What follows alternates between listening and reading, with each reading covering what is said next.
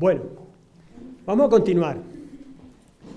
Estamos viendo la presentación del cuento y ya habíamos visto un par de puntos, que es ideal contarlo, pero también vale la pena leerlo si se sabe hacer. El apoyo, o con apoyo o sin apoyo, se debe tener recursos para. Las primeras palabras son importantes en cuanto a que cautivan a la audiencia. Una llave para eso es, ¿les gustan los cuentos?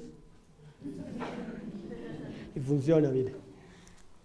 Lenguaje simple, sencillo, ¿adaptarlo a qué? A las edades de los niños, de los sobrinos, de los nietos, de lo que sea. Modular la voz y una buena expresión corporal contribuyen a la excelencia. Hablar suave, como el pececito en el momento que hay. O duro como el samurái, ¿de acuerdo? Las partes del cuento son, y ustedes ya lo deben saber, introducción, nudo y desenlace. Eso no hay necesidad de... Pero hay que tenerlo en cuenta para que la historia tenga una hilación. Describir muy bien los personajes para que haya identificación o rechazo. Si describimos inadecuadamente o a pedazos un personaje, el niño no tiene de dónde asirse, no tiene la fotografía completa. Es válido contar y recontar para afianzar modelos de comportamiento y eso lo vamos a ver ahora. El cierre que sea impactante. Generalmente al final muchos cuentos tienen la enseñanza principal al final y eso lo hace impactante. Y la moraleja, de la moraleja hay que decir algo muy importante y es que no debe salir de nosotros, debe salir de los niños o de los adultos que están escuchando la historia. ¿De acuerdo? Por ejemplo, ¿cuál es la moraleja de Emilia y la ballena Cleo? Todo se puede, que la imaginación no tiene límites. Que la imaginación no tiene límites, que todo se puede, que un niño tiene una imaginación que permite todo. Soñar no cuesta nada. Que soñar no cuesta nada. Hay que respetarle a los niños ese derecho de soñar y ponernos un poco al nivel de las edades y hablarles, si yo le hablo desde mi corazón, escuchar el corazón de ese niño, no desde mi racionalidad.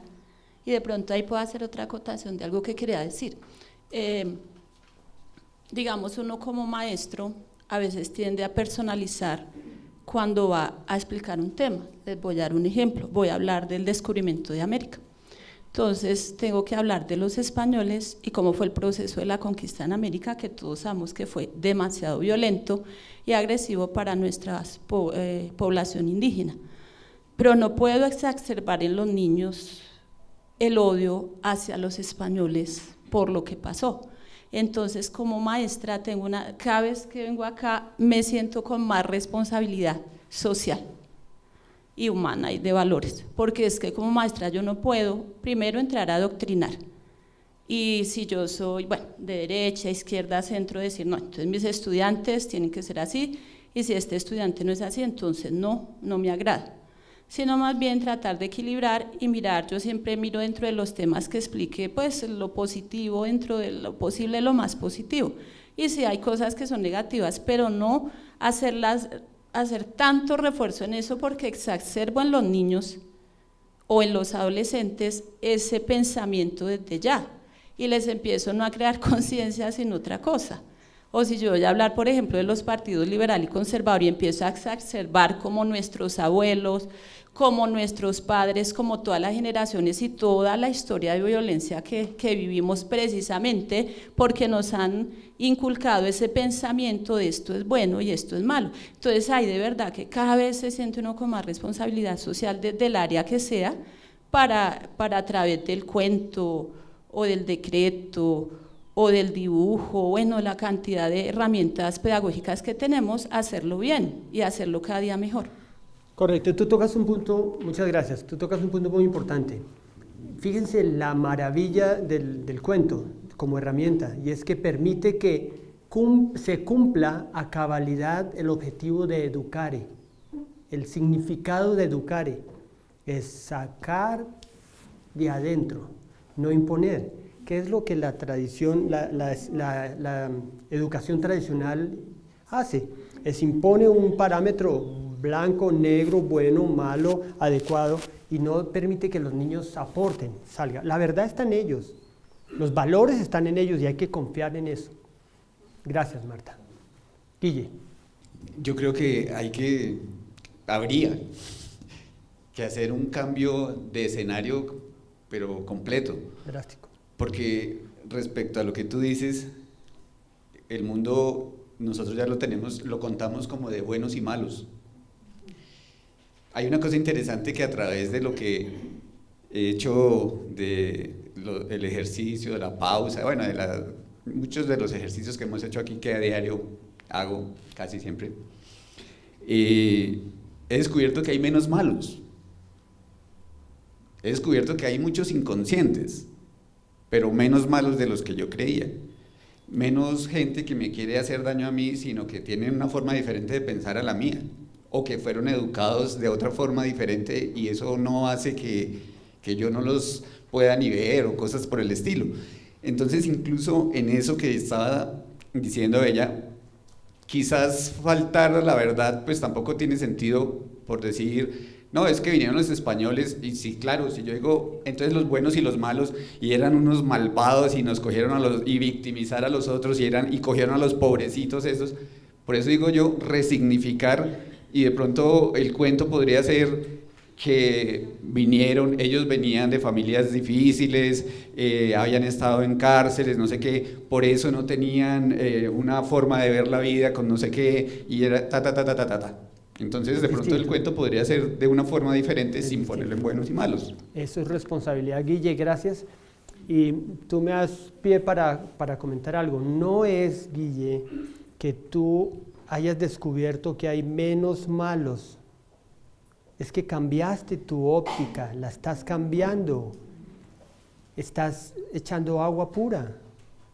Tu óptica, tu actitud es la que está cambiando. Y eso es lo maravilloso. Eso es bello. Y eso a nosotros nos emociona en el instituto, porque vemos que se está dando un cambio, lo estamos viendo. ¿En qué porcentaje? Ustedes yo creo que ya van como en 1.5 o 2. Los felicito de todo corazón, de verdad. El poscuento, las cosas que hay que tener en cuenta después de que echaste el cuento. ¿Cuál es el objetivo del cuento? Reforzar la conducta buena, adecuada, oportuna, bondadosa, una conducta con valores. Ese es el objetivo del cuento. En ese sentido, hay que reforzar, hay que hacerle seguimiento al cuento. Y vamos a hacerlo de dos maneras. Queremos garantizar que los niños entendieron, que asimilaron el contenido del cuento, ¿cierto? No que entró por aquí y salió por acá. Vamos a asegurarnos de que esa historia se quede ahí, ¿de acuerdo? Que la asimilaron. Lo podemos hacer de dos maneras, pidiéndole que lo actúen. ¿Cómo es la historia del samurái? El samurái se encontró con un campesino y le prestó una buena cantidad de dinero al campesino. Luego el samurái se fue a sus conquistas, a seguir con sus luchas. Al cabo del año, como era el compromiso, llegó donde el campesino, llegó a buscar al campesino al pueblo y no lo encontraba. Lo buscó debajo de las sillas, al lado de las mujeres hermosas, fue a determinados sitios, nada que lo encontraba. Por fin por allá como que vio algo y dijo, allá está. Entonces se fue y lo consiguió. ¿Y qué pasó? Lo cogió de las orejas. Sí. Luego sacó el sable. Y déjalo ahí. Dale el micrófono a un compañero o compañerita. ¿Quién quiere continuar? ¿Qué compañerito? Y vamos en esto. Tenía el sable listo para asestarle el golpe al campesino y el campesino le dijo, no, por favor, no hagas eso, perdóname la vida, no, tú fallaste, tú quedaste en cumplirme tu promesa de pagarme, mereces pagar con tu vida. Y el campesino le dijo, no, yo te voy a enseñar una cosa, te voy a decir una cosa, déjame decirla por favor, antes de matarla, la última cosa que yo diga, por favor. Está bien, seré generoso, habla. Mira, cuando tu temperamento se alce, que tu mano se restrinja,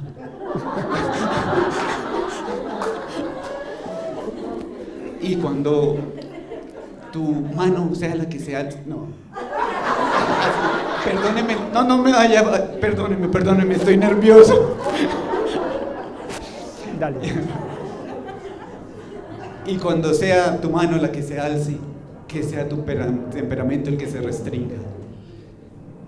Y el samurái dijo, bueno, me has enseñado algo, te voy a perdonar la vida, pero te doy 1 año y solo 1 año más para que vengas. Pero ya guarda la espada, por favor.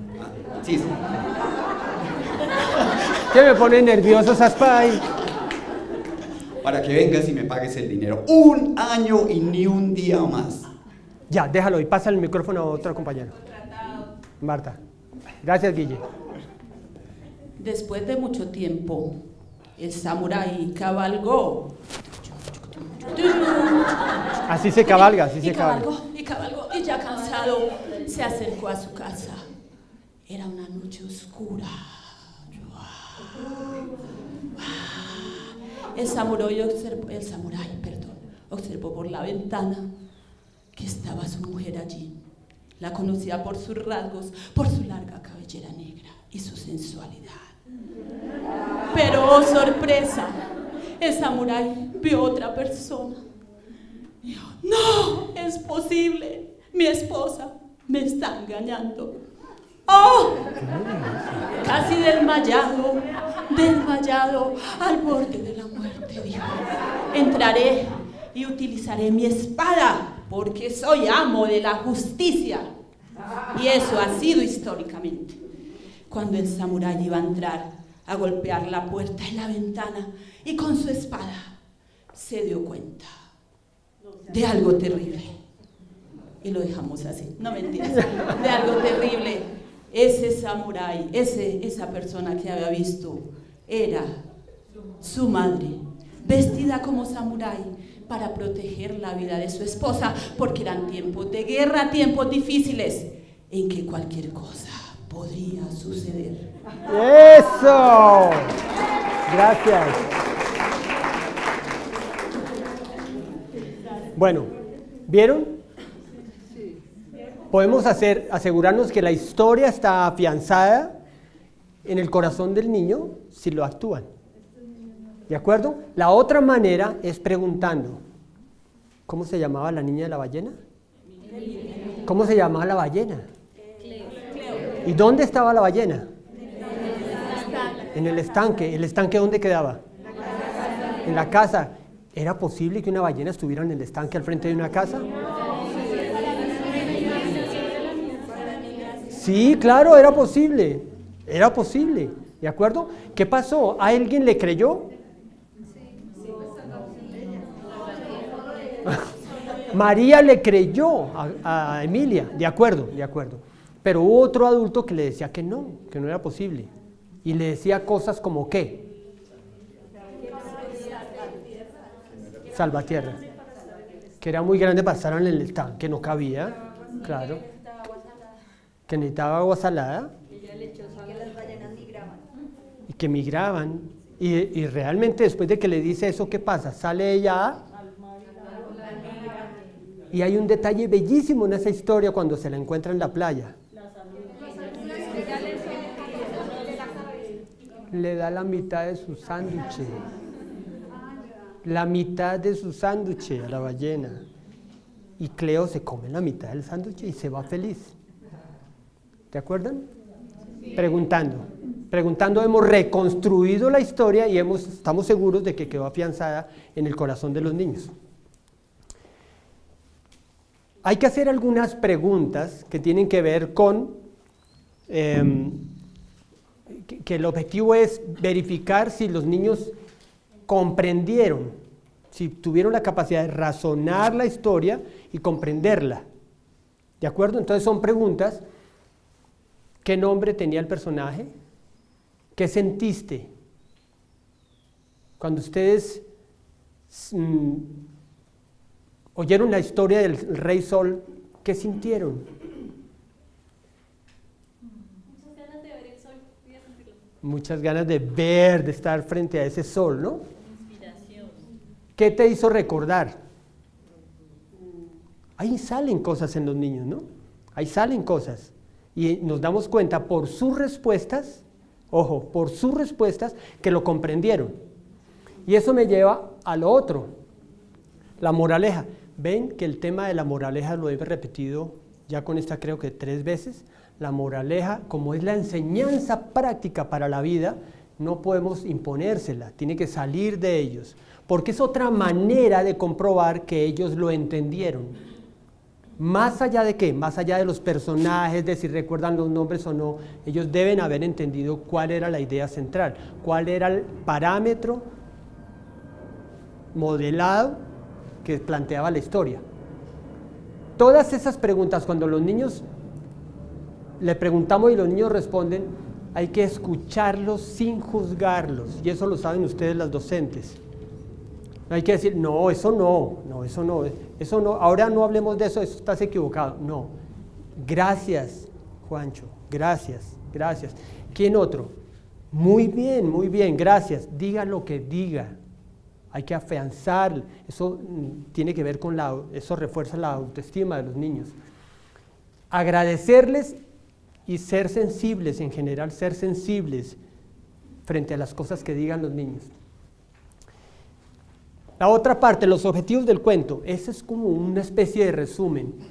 El cuento usando historias, biografías, relatos, parábolas, leyendas.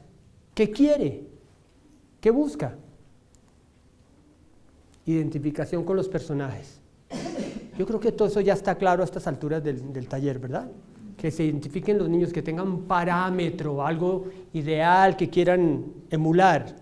Igualar o emular, que despierte la curiosidad y la creatividad. Un cuento lo hace, un televisor no. Despierta esa curiosidad y hace que el niño se empiece a imaginar y empieza a aportar él. Que lo que busca es, lo que logra es forjar pautas de acción en su vida. ¿Estamos hablando de qué? De comportamientos adecuados, comportamientos, ¿de acuerdo? Un niño que escuche un cuento sobre un niño que se robó algo alguna vez y lo que pasó, seguramente adquiere esa pauta de acción en su vida y cuando tenga la oportunidad lo va a pensar 2 veces por lo menos. Desarrollar visualización. Eso es una cosa maravillosa, estimular la capacidad de visualizar de los niños. Y el cuento lo logra. La televisión, muy poco. Nutrir la imaginación, inspirar los ideales. Los grandes personajes nos inspiran, ¿de acuerdo? Eso es lo que logra el cuento y lo que ofrece modelos de comportamiento adecuado, ya lo habíamos visto, profundas enseñanzas simples, nada complicado, y soluciones para la vida. Finalmente, esa es la última parte del cuento. Que cuando el niño esté en su casa y ese día haya escuchado una historia, tenga los argumentos, las herramientas necesarias para practicarlo en su vida diaria. Y de hecho,